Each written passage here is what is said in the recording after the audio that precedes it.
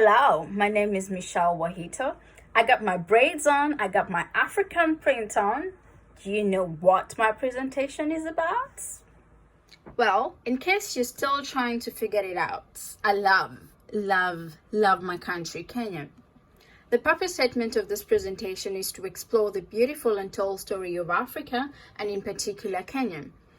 Africa encapsulates of about 54 countries, and Kenya is one of them, located adjacent to the Indian Ocean. And so no, Africa does not only constitute one country. My justification to the statement is fairly simple. Just like any other African country or any other world country for this matter, every country has its own notable figures that represent its country in its entirety, and Kenya is no exemption. On my extreme left here, we've got Wangari Maathai. She was and still remains to be a renowned environmentalist and a political activist.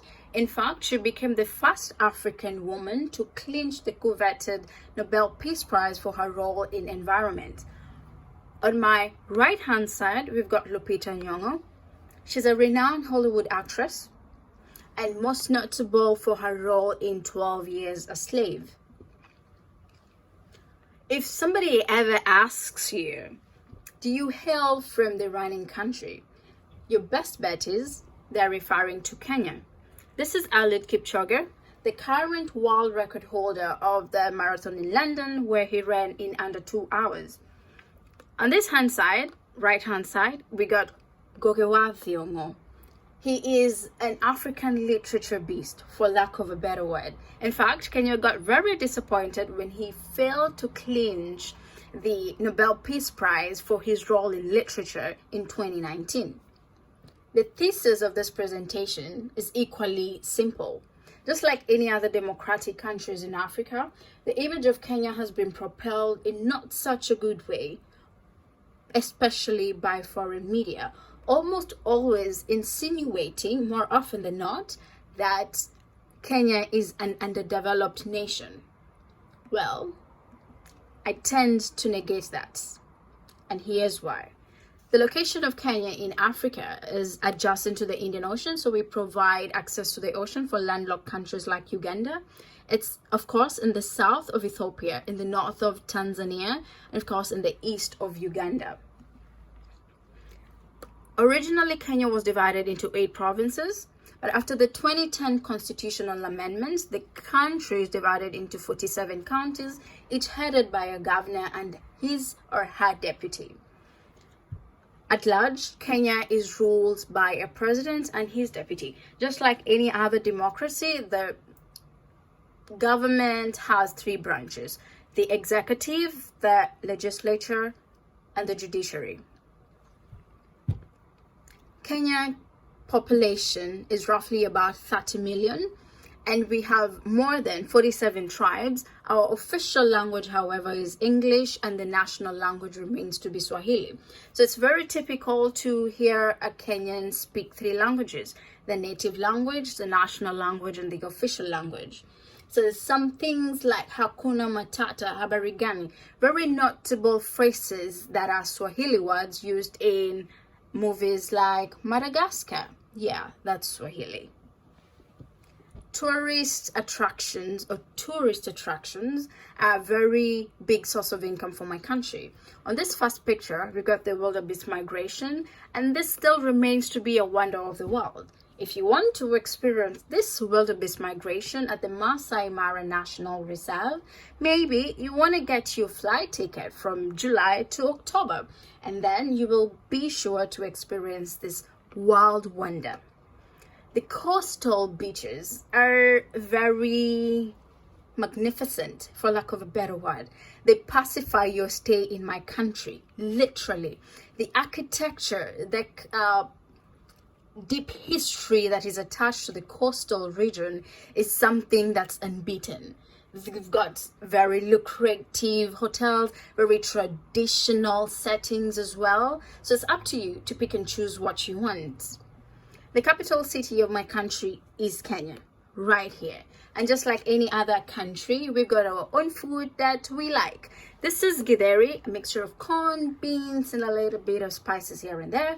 This is pilau.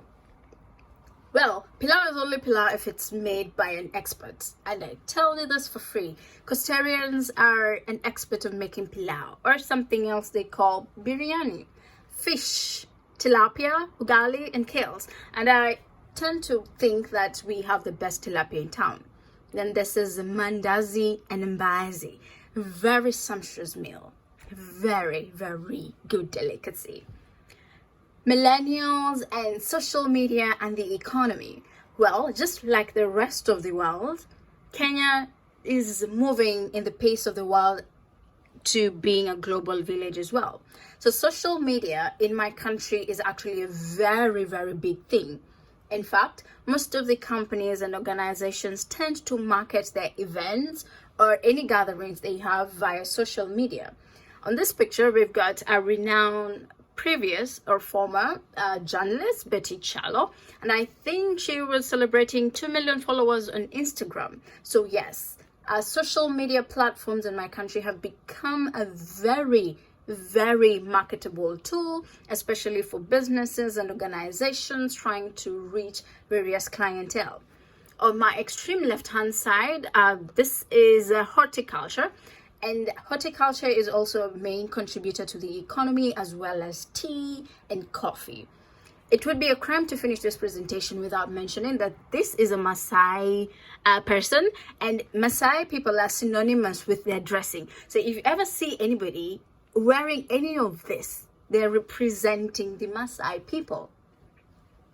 Change of notes. This picture here is a very sad picture. This is the 2007 post-election violence. However, it kind of became the point in which Kenya was referred to. Post-election violence, so people automatically thought we are always and constantly fighting. It was bad, it happened, but it is wrong for us to be judged by the post-election violence. And so, it's just unfair. In conclusion, just like any young democracy, corruption, poverty levels, inaccessibility to healthcare and employment still remain to be a very big challenge in Africa, in Kenya, and I think in the world as well. So if we are able to address this, hello, we live in a utopia. However, Africa, and Kenya in particular, has a lot more to offer than how it has been portrayed by the foreign media. So it is my appeal to the foreign media to kindly let us tell our narrative of what our country is really all about. And yeah, I love my country, Kenya. I love my country, Kenya.